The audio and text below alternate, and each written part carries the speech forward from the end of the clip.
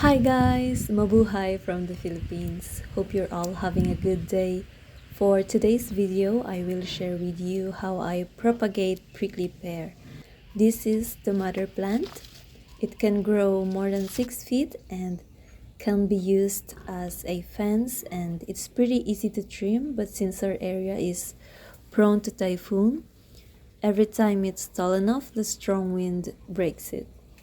Anyways, these are the cuttings that I've propagated last time from the said mother plant. After 2 weeks to a month, you'll see the roots coming out of the bag, and now the plant is stable enough to be shipped or transplanted into a bigger pot or transferred directly into the ground if you want it to grow bigger faster. So first, water the soil where you'll grow the new cuttings.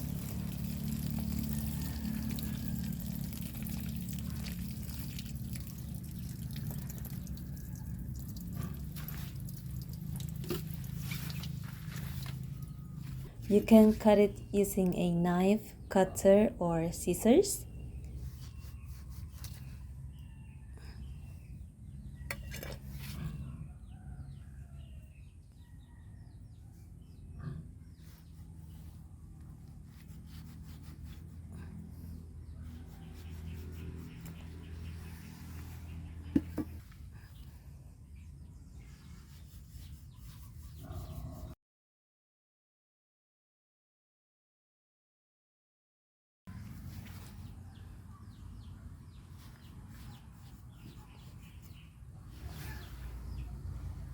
Then put it directly into the soil, applying moderate pressure, just enough for the new cuttings to be stable and not tilt to another direction when moving the polybags or seedling bags.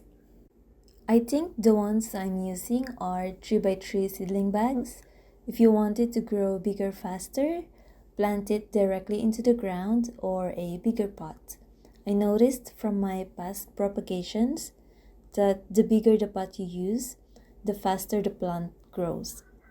Unless it's a dwarf variety of whatever plant you are trying to propagate, then the size will be as is, no?